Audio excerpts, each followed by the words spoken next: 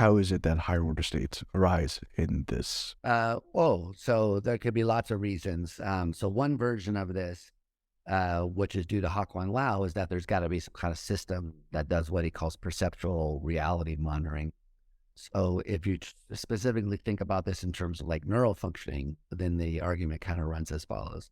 Suppose that you are some, you know, group of neurons in the prefrontal cortex. Well, then you have a bunch of neurons coming from the visual areas projecting to you, and you are getting signals from them.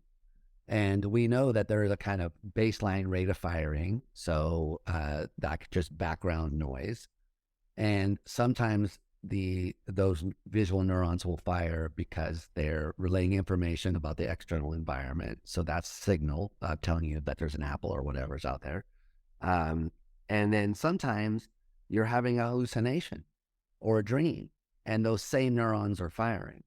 So if you're just thinking about the general way in which this works, it sort of seems like somewhere in the brain, there's got to be a system which is in charge of determining whether or not some given set of neural firing is noise, so it should be ignored, or is it really relaying information about the external world, or is it a hallucination, um, or another like mental imagery or some other like uh, non-veridical uh, set of firing. So what he thinks is that there's got to be something that does that, because from the brain's point of view, well, this is a very meaningful distinction.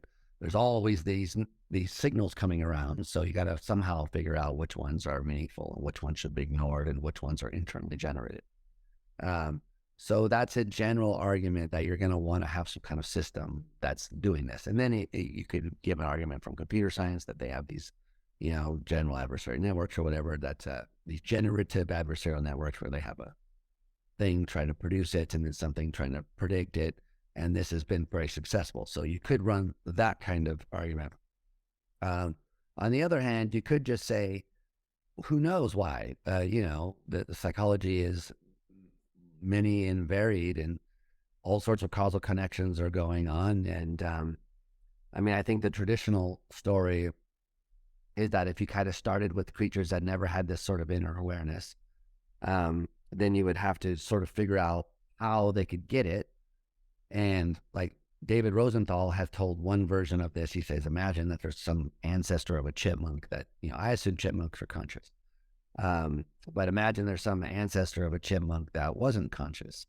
So X hypothesis, let's suppose it doesn't have higher order states, just because we're thinking about that theory, not, just for fun.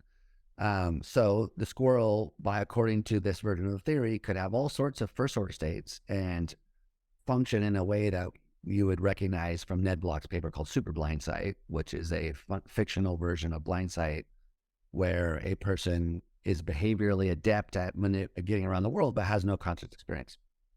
For people who don't know, you can go on YouTube and Google a video of a monkey named Helen, who had the occipital lobe of the brain removed bilaterally on both sides.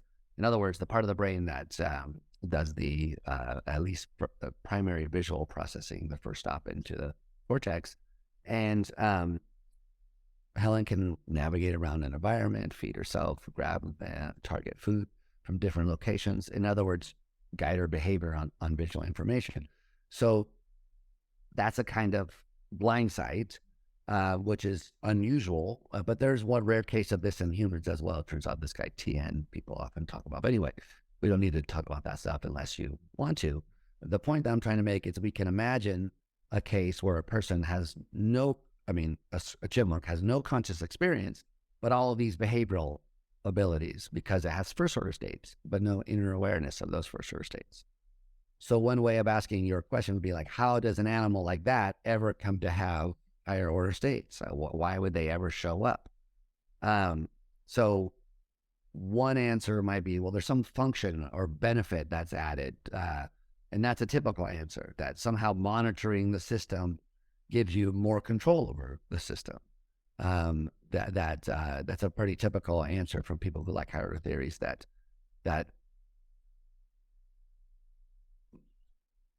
re-representing or modeling the first order behavior, system's behavior, is a way of controlling or predicting what it's going to do or something. That's useful.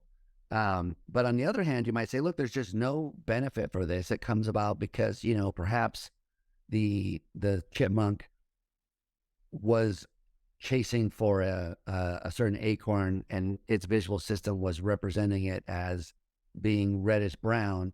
And then when it gets closer, its visual system represents it as being green, and the chipmunk spontaneously notices that the way that it experienced the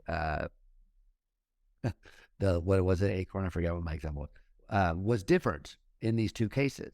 So then it comes to just have the concept of these mental qualities, so that it could happen spontaneously by noticing errors in one's experience. In other words, you simply come to notice that, oh, the way I thought this isn't the way it was, and thereby acquire the concept of these kinds of first order states.